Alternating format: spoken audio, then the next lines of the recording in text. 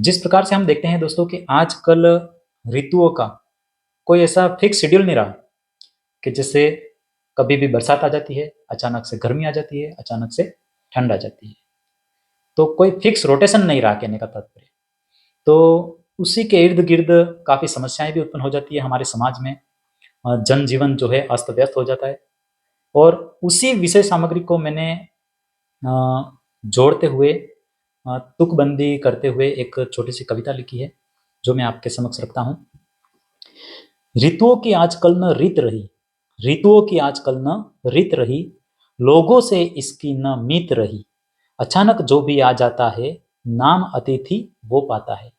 हम देखते हैं दोस्तों कि अतिथि यानी कि बिना तिथि के या फिर बिना पूर्व सूचना के अचानक से कोई आ जाता है, तो हम उसे क्या कहते हैं?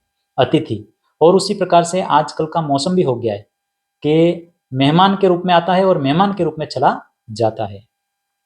झट से आकर झट से जाना, चाहता क्या है हमें सिखाना।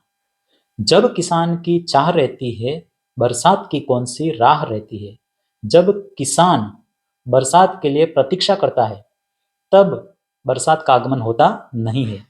और जब किसान की फसल कट करके तैयार हो जाती है, तो उस फसल को बर्बाद करने के लिए जैसे बरसात का आगमन हो जाता है।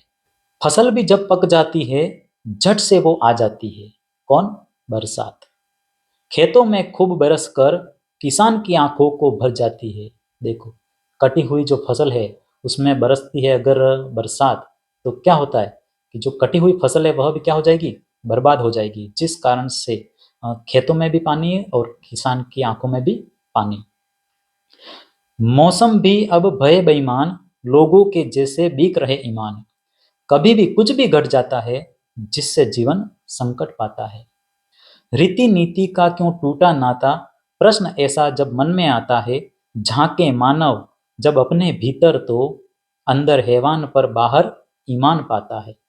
सभी व्यक्तियों के अंदर आप देखेंगे कि एक प्रकार से हैवानियत, चाहे आप अपनी बात करें, मेरी बात करें, दूसरों की बात करें, हम सबके लिए मैं कह रहा हूँ कि अंदर तो क्या है? हैवान, अर्थात कि दुर्गुणों का अभाव बिल्कुल नहीं है और हम बाहर से ईमान प्रकट किए जा रहे हैं। तो फिर ऐसा दिखावा किस लिए है? तो इससे समाज का क्या उद्धार हो सकता है? यह एक हमारे समक्ष क्या है? प्रश्न है।